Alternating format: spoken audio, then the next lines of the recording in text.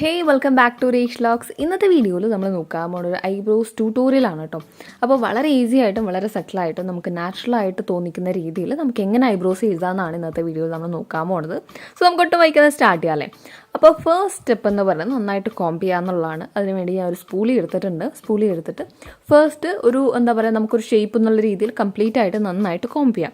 Secondly നമ്മൾ എന്താ ചെയ്യേണ്ടതെന്ന് പറഞ്ഞു കഴിഞ്ഞാൽ മേലെ നിന്ന് താഴോട്ടേക്ക് നന്നായിട്ട് കോംബ് ചെയ്യും. ഇപ്പോൾ ഞാൻ കാണിച്ചു തരും. ഇതേപോലെ കംപ്ലീറ്റ് ആയിട്ട് മേലെ നിന്ന് താഴോട്ടേക്ക് കോംബ് ചെയ്യും. അപ്പോൾ മാത്രമേ നമുക്ക് മേലെ ഏത് ലൈനാണ് നമ്മൾ ഫോളോ ചെയ്യേണ്ടത്, അല്ലെങ്കിൽ എന്തെങ്കിലും എക്സസൈസ് ഉണ്ടെങ്കിൽ എടുത്ത് കളയാൻ വേണ്ടിയിട്ട് അത് ഉപകരിക്കും കേട്ടോ. അപ്പോൾ ഞാൻ മേലെ നന്നായിട്ട് കോംബ് ചെയ്ത് താഴോട്ടേക്ക് ആക്കിയതിന് ശേഷം ഫേഷ്യൽ റേസർ വെച്ചിട്ട് ആ ഒരു ലൈൻ ഒന്നും, അതായത് എന്തെങ്കിലും പുതുതായിട്ട് വല്ലതും ഐബ്രോസ് പൊടിച്ചിട്ടുണ്ടെങ്കിൽ അതൊക്കെ ഒന്ന് കളയാൻ വേണ്ടിയിട്ട് ഫേഷ്യൽ റേസർ വെച്ചിട്ടൊന്ന് നന്നായിട്ട് ഷേപ്പ് ചെയ്യുന്നുണ്ട്. അപ്പോൾ നമ്മൾ ഫസ്റ്റ് കോൺസെൻട്രേറ്റ് ചെയ്തത് മേലെയാണ്. അതിനുശേഷം തിരിച്ചും ഞാൻ സ്പൂളിൽ വെച്ച് നന്നായിട്ട് കോംബ് ചെയ്ത ശേഷം എന്തെങ്കിലും ഫേഷ്യൽ റേസർ വെച്ചിട്ട് എടുക്കാൻ പറ്റാത്തതുണ്ടെങ്കിൽ ഞാൻ ഈ ഒരു കളർ ബാറിൻ്റെ ഐബ്രോ കിറ്റാണ് കംപ്ലീറ്റ് ആയിട്ട് യൂസ് ചെയ്യുന്നത്. അതിനകത്തുള്ളൊരു ട്വീസർ, ഒരു കുട്ടി ട്വീസർ ഉണ്ട്.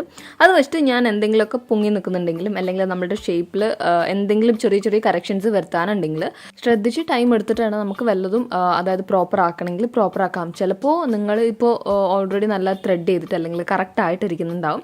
അങ്ങനെയുള്ള കേസിൽ ഈ ഒരു 2 സ്റ്റെപ്പും സ്കിപ്പ് ചെയ്യാം. ഫേഷ്യൽ ട്വീസർ യൂസ് ചെയ്യേണ്ട, ട്വീസർ യൂസ് ചെയ്യേണ്ട.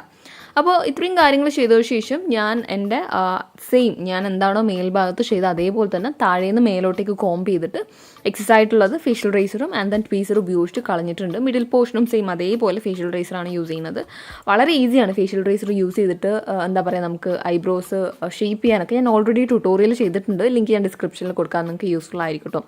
അപ്പം ഇത്രയും കാര്യങ്ങൾ ചെയ്തതിന് ശേഷം നമ്മൾ ഇനി ചെയ്യാൻ പോണത്, ഇപ്പം എന്തെങ്കിലുമൊക്കെ തള്ളി നിൽക്കുന്നുണ്ട്, അതായത് നമ്മുടെ ഷേപ്പിൽ നിന്ന് ചിലപ്പോൾ ഒക്കെ നമ്മൾ നമ്മൾ സിസേഴ്സ് വെച്ച് കട്ട് ചെയ്യില്ല, അങ്ങനെ എന്തെങ്കിലും കട്ട് ചെയ്യാനുണ്ടെങ്കിൽ കട്ട് ചെയ്യുക. ഇതോട് കൂടിയിട്ട് ഷേപ്പിംഗ് കഴിഞ്ഞു കേട്ടോ. ഇനി നമുക്ക് എങ്ങനെയാണ് നമ്മുടെ ഐബ്രോസ് ഫില്ല് ചെയ്യണം അല്ലെങ്കിൽ നാച്ചുറൽ ആയിട്ട് എഴുതുന്നത് നോക്കാം.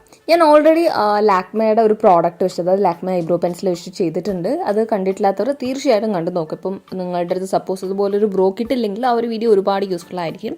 അപ്പം നമ്മൾ ഇന്നത്തെ വീഡിയോയിൽ യൂസ് ചെയ്യാൻ പോകുന്നത് കളർ ബാറിൻ്റെ ഈ ഒരു ബ്രോ കിറ്റാണ്.